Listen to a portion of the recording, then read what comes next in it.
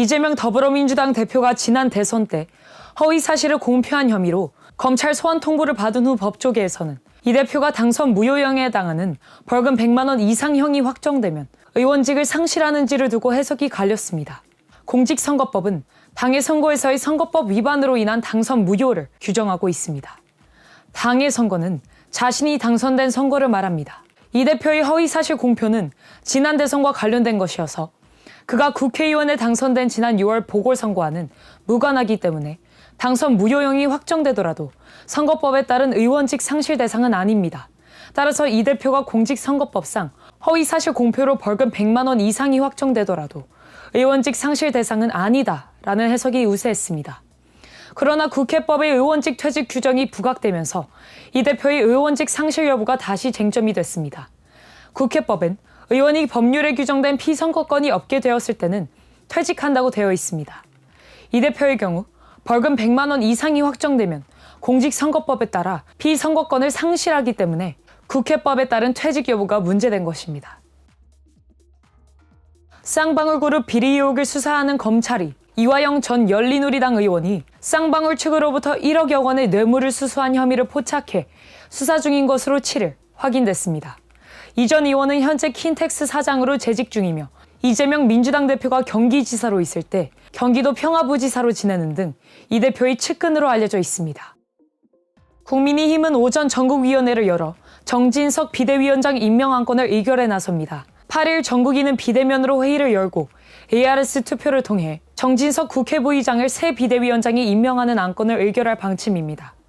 새 비대위 추진에 반대하며 전국위 의장직을 사퇴한 서병수 의원을 대신해 전국위 부의장인 윤두현 의원이 의장 직무대행을 맡아 회의를 주재합니다. 전국위 비대위원장 인선은 최종 정수의 과반이 참여해 과반이 찬성하면 의결됩니다.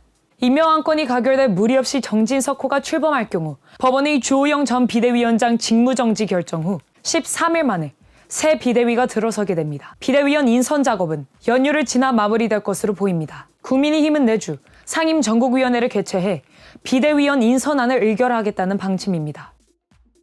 7일 국민의힘이 새 비상대책위원장으로 오선의 정진석 국회부의장을 추대한 가운데 이준석 전 대표가 페이스북에 인간의 욕심은 끝이 없고 같은 실수를 반복한다는 글귀가 적힌 이미지를 공유했습니다. 이미지엔 시박연 사진에 해당 문구가 적혀 있었습니다.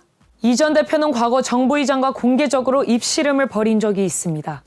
정 부의장이 이 전 대표의 우크라이나 방문과 혁신위원회 구성을 두고 자기 정치라고 비판한 뒤로부터입니다. 이후 두 사람은 언론 인터뷰와 페이스북 등을 통해 계속해서 설전을 이어갔습니다. 이 대표는 지난달 기자회견에서 정 국회부의장을 윤핵관 호소인으로 지목하며 끝까지 싸우겠다고도 했습니다. 민주당이 7일 김건희 여사와 관련한 의혹을 제기하며 특검법을 발의하겠다고 밝혔습니다.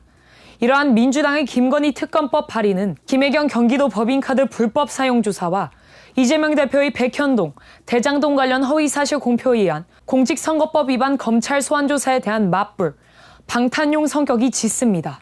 윤석열 대통령의 부인인 김건희 여사를 물고 늘어져 이재명 소환 조사를 저지하겠다는 것입니다. 이에 권성동 원내대표는 김건희 여사와 관련해 이미 문재인 정부 시절 검찰이 특수부와 금융감독원까지 동원해 2년 6개월이나 수사하고 기소조차 하지 못했다며 이재명 당대표를 둘러싼 스펙터클한 범죄 의혹에 대한 국민의 관심을 다른 곳으로 돌리려는 의도라고 평가절하했습니다. 제11호 태풍 흰남노 영향으로 경북 포항시 아파트 지하 주차장에서 7명이 숨지고 2명이 생존 상태로 구출됐습니다. 희생자 중 가장 어린 중학생 1학년 김모 군은 6일 새벽 지하 주차장에 차를 빼러 가는 어머니 김모 씨가 걱정돼 따라 나섰다가 변을 당했습니다.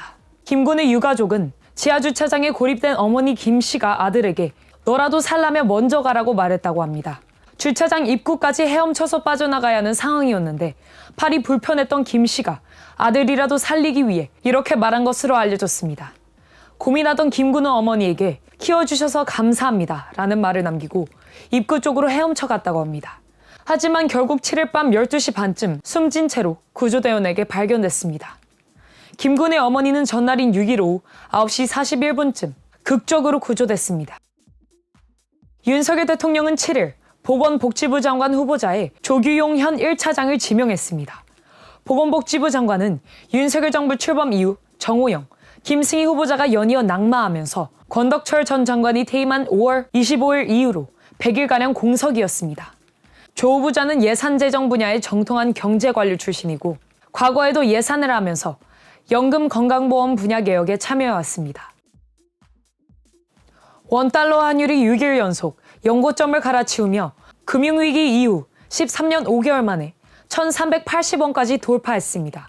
미국이 긴축 신호가 더 세졌기 때문인데 우리뿐만 아니라 엔화, 유로화 등 대부분 통화가 달러의 맥을 맺추다 보니 킹달러, 갓달러라는 말까지 나옵니다. 미국 바이든 정부가 반도체, 전기차 등 핵심 산업과 주요 물자 공급망을 자국 중심으로 재편하면서 한국에 투자하려던 대만 반도체 기업을 설득, 약 7조 원 규모의 투자를 미국으로 돌리게 한 사실이 뒤늦게 알려졌습니다. 월스트리트 저널은 지난 러먼도 미 상무장관과의 인터뷰에서 그가 지난 6월 신규 공장 투자처를 찾던 대만 기업 글로벌 웨이퍼스의 도리스 수 CEO와 1시간 동안 통화해 대미 투자 결정을 받아냈다고 보도했습니다. 러시아 외교부 당국자가 미국이 주도하는 러시아산 원유 가격 상한제에 한국이 동참할 경우 매우 부정적 결과를 낳을 것이라고 경고했습니다. 그는 북한이 요청하면 원유를 수출할 수 있다는 입장도 밝혔습니다. 러시아 외무부 지노비예프 국장은 한 인터뷰에서 미국이 러시아 원유 가격을 통제하려는 구매자 카르텔에 한국을 끌어들이려 한다는 것을 알고 있다. 러시아는 손해를 보면서 원유를 공급하지는 않을 것이라며 한국이 동참하면 매우 나쁜 결과를 낳을 것이고 한국 경제가 큰 타격을 입게 될 거라고 했습니다. 지금까지 FNL 뉴스 손다빈입니다.